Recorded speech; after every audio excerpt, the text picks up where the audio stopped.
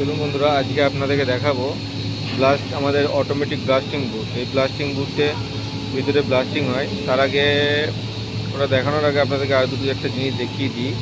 যেটা হচ্ছে এই ব্লাস্টিং বুথে যেটা ব্লাস্টিং হয় যেভাবে, এটা আর কি হাওয়ার প্রেশারের মাধ্যমে হয়। তো এটা হচ্ছে এয়ার কম্প্রেসার।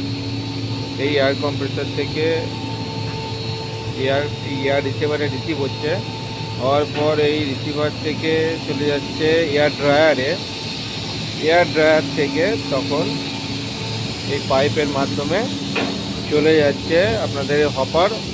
এই হপারের মধ্যে থাকে স্টিল গ্রিডের মাধ্যমে ভিতরে ব্লাস্টিং হয়। এটা 1 নম্বর হপার, এটা 2 নম্বর হপার। আর স্টিল গ্রিড যেমন আর কি দেখতে হয়, সেটা আপনাদেরকে আমি দেখাবো। এই যেমন একটা জায়গায় রাখা আছে স্টিল গ্রিড কিছু, যেমন হচ্ছে স্টিল গ্রিড পুরো বালির মতো দেখতে, কিন্তু এগুলো লোহার স্টিলের গুঁড়ো গুঁড়ো। এইটাই হাওয়ার মাধ্যমে স্প্রে করে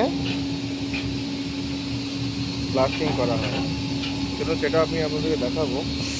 এখানে যেমন আমাদের আছে দুটো এয়ার কম্প্রেসার, এই একটা এয়ার কম্প্রেসার আর আগে একটা এয়ার কম্প্রেসার দেখলেন। এটা যে এয়ার ড্রায়ার আর এটা এয়ার রিসিভার, এই আর কি।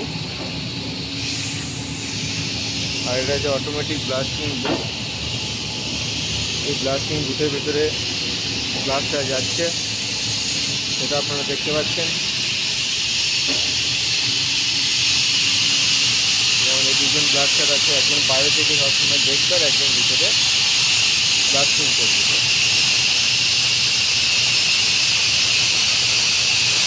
এটা ব্লাস্টারের হেলমেট, এটার মধ্যে দিয়ে সবসময় পাইপের মধ্যে দিয়ে হেলমেটের ভিতরে হাওয়া যায়, যাতে ব্লাস্টারের শ্বাস প্রশ্বাসে কোনো অসুবিধা না হয়। সেটা এখন ব্লাস্টিং করার আগে দেখে নিচ্ছে, সেটা রাখি কিনে রেডি করে তারপরে কাজ চালু করবে।